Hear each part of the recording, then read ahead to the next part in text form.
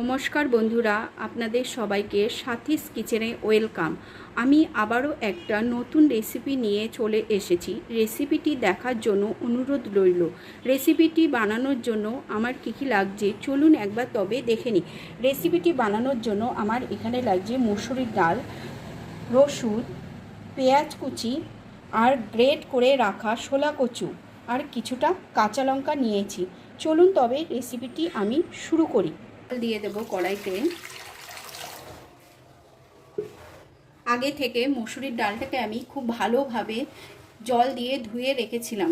সেই মসুরির ডালটা আমি এই জলের মধ্যে দিয়ে দেব। একটু নাড়িয়ে চাড়িয়ে দিলাম যাতে ডালটা একটার সঙ্গে একটা না লেগে যায়। এবার আমি ঢাকনা দিয়ে ডালটাকে সেদ্ধ হতে দেব। 5 থেকে 10 মিনিট পরে আপনাদেরকে দেখাচ্ছি। বন্ধুরা, আমি আপনাদের 5 থেকে 10 মিনিট পরে দেখাচ্ছি ডালটা আমার কত সুন্দর সিদ্ধ হয়ে গেছে। ডালটা এমনভাবে সিদ্ধ করতে হবে যে ডালে খুব একটা জল থাকবে না। দেখুন বন্ধুরা, আমি কিভাবে ডালটা সিদ্ধ করে নিয়েছি। আপনারাও এইভাবেই ডালটা সিদ্ধ করে নেবেন। ডালটাকে আমি এখন একটা পাত্রে তুলে নেব। আমি সর্ষের তেল দিয়ে রান্নাটা করছি। আপনারা যে কোনো তেল দিয়ে এই রান্নাটা করতে পারেন, তবে সর্ষের তেল দিয়ে রান্নাটা করলে খেতে খুব টেস্ট হয়। তেলটা আমার গরম হয়ে গেছে। এখানে কিছু আমি ফোড়ন দেব। 2 শুকনো লঙ্কা, 2 তেজপাতা আর দেব গোটা জিরে। ভালোভাবে একটু ফোড়নটাকে নাড়িয়ে দেব।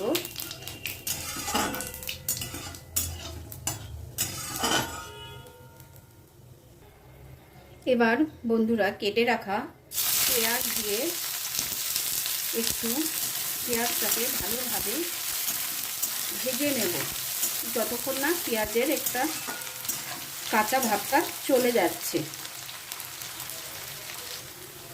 দেখুন বন্ধুরা, পেঁয়াজের কালারটা আমার অনেকটাই চেঞ্জ হয়ে গেছে, কাঁচা কাঁচা ভাব আর নেই। এই সময় আমি এর মধ্যে আদা ছাঁচা করে রেখেছি রসুন দিয়ে দেব। রসুন দিয়ে আমি আবারও পেঁয়াজের সঙ্গে ভালোভাবে একটু ভেজে নেব। বন্ধুরা, পেঁয়াজ রসুনটা কিছুক্ষণ নাড়াচাড়া করার পরে আমি এখন এর মধ্যে হলুদ গুঁড়ো দিয়ে দেব।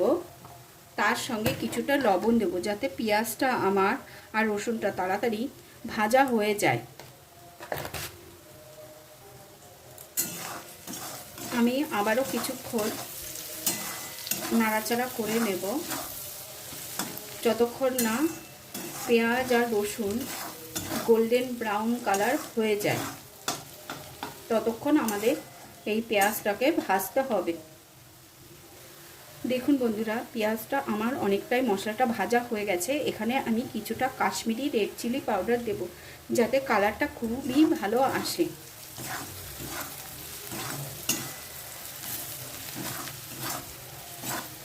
খুব সুন্দরভাবে মশলাটা আমার রেডি হয়ে গেছে।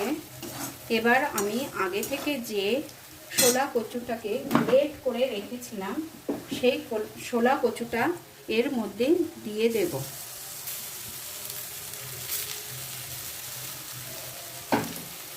শোলা কচুটা দিয়ে আমি মশলার সাথে ভালোভাবে কষিয়ে নেব। বন্ধুরা, আমি শোলা কচুটাকে 5 মিনিট এইভাবে খুব ভালো করে যে মশলাটার সাথে কষিয়ে নিয়েছি। আর শোলা কচুটা আমি এখানে কাঁচা ইউজ করেছি। আমি যে কচুটা এখানে ব্যবহার করছি, কচুটা খুব গলা ধরে না, ওই কারণে আমি কচুটা কাঁচা ব্যবহার করেছি। কিন্তু এখানে শোলা কচুটা কাঁচা ইউজ করলে এই রেসিপিটিতে খুবই ভালো লাগে খেতে। কচুটা আমার খুব ভালোভাবে কষানো হয়ে গেছে। এবার আমি যে মসুরির ডালটা সিদ্ধ করে রেখেছিলাম, এবার সেই ডালটা আমি এর মধ্যে দিয়ে দেব। মসুরির ডালটা দিয়ে আরও কিছুক্ষণ কষাতে থাকব। বন্ধুরা, এই রেসিপিটি একবার বাড়িতে আপনারা বানিয়ে খেয়ে দেখবেন, আমাকে কমেন্ট করে জানাবেন রেসিপিটি আপনাদের কেমন লাগলো। এই রেসিপিটি ভাত রুটি দুটোর সাথে খেতে খুবই ভালো লাগে, গরম ভাতের সাথে তো খুবই টেস্টি লাগে। আপনারা একবার এই রেসিপিটি বাড়িতে বানিয়ে দেখবেন। বন্ধুরা, আমি কচুটাকেও 5 মিনিট খুব ভালোভাবে মশলার সাথে কষিয়ে নিয়েছিলাম। এখানে মুসুরির ডালটাকে দিয়েও আমি 5 মিনিট আবারও খুব ভালো করে এখানে কষিয়ে নেব। এখানে যেহেতু কচুটা আমি কাঁচা ব্যবহার করেছি, তাই কচুটা সিদ্ধ হওয়ার জন্য আমি এখানে যে বাটিতে করে ডালটা দিয়েছিলাম সেই বাটির পরিমাণ করে ছোট্ট 1 বাটি জল দিয়ে দেব।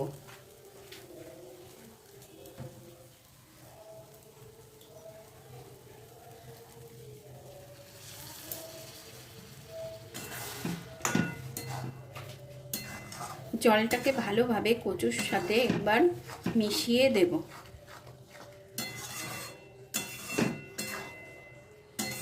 এইভাবে মেশানোর পরে কচুটাকে আমি ঢেকে দেব।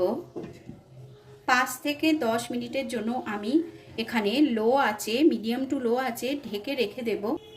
বন্ধুরা, আমি আপনাদেরকে দেখাচ্ছি 10 মিনিট পরে।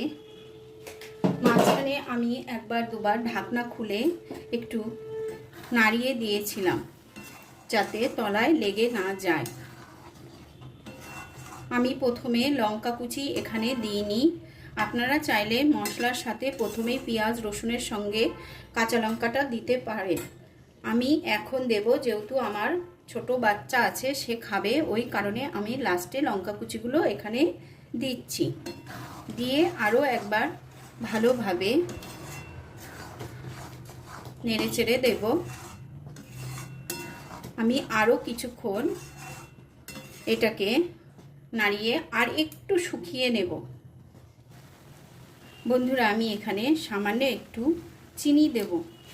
রান্নাটা আমি খুব একটা মশলা ব্যবহার করিনি, শুধু এখানে পেঁয়াজ লঙ্কার গুঁড়ো আর কাঁচা লঙ্কা আর মুসুরির ডাল এখানেই ব্যবহার করেছি। রান্নাটা শুধু এই সামান্য। বন্ধুরা, আমার রান্নাটি যদি আপনাদের ভালো লেগে থাকে তাহলে অবশ্যই আমার রান্নাতে একটা লাইক, কমেন্ট এবং শেয়ার করবেন। আর কে কোথা থেকে দেখছেন অবশ্যই আমাকে কমেন্ট করে জানাবেন যে আমার রান্নাটা আপনাদের কেমন লাগছে। তাহলে আমি নতুন নতুন রান্না আবারও আপনাদেরকে দেখাবো। বন্ধুরা, সামান্য একটু গরম মশলা দিয়ে নামিয়ে নিলেই তৈরি আমাদের ছোলা কচু দিয়ে মুসুরির ডালের ডালনা। আমি আগেও বলেছি, আবারও একবার বলছি বন্ধুরা, এই রান্নাটা রুটি, পরোটা বা গরম ভাতের সঙ্গে খুবই ভালো লাগে খেতে। আপনারা একবার অবশ্যই বাড়িতে বানিয়ে খেয়ে দেখবেন। আমি একটা পাত্রে পরিবেশন করে আপনাদের দেখাচ্ছি। রেসিপিটি আমার তৈরি হয়ে গেছে। বন্ধুরা, আপনাদের যদি মনে হয় যে এই রেসিপিটিতে আমার গলা একটু ধরবে, তাহলে আপনারা এই সময় একটু তেঁতুল দিয়ে দিতে পারেন, তাহলে গলাটাও ধরবে না। আর বা নামানোর পরে এই রেসিপিটি ঠান্ডা হওয়ার পর একটু উপর দিয়ে লেবুর রস দিয়ে দিলেও গলাটা ধরবে না।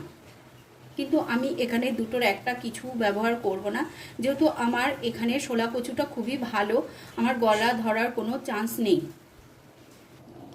বন্ধুরা, তৈরি আমাদের মুসুরির ডাল দিয়ে শোলা কচুর ডালনা। এই রেসিপিটি আপনারা যদি কাউকে না বলেন যে এটা শোলা কচুর রেসিপি, তারা কেউই বুঝতে পারবে না যে এটা শোলা কচুর রেসিপি। যতক্ষণ না আপনি না বলছেন কেউ বুঝতে পারবে না এটা শোলা কচুর রেসিপি। বাড়িতে একবার অবশ্যই তৈরি করে খেয়ে আমাকে কমেন্ট করে জানাবেন। ধন্যবাদ রেসিপিটি শেষ পর্যন্ত দেখার জন্য আর আমার পাশে থাকার জন্য।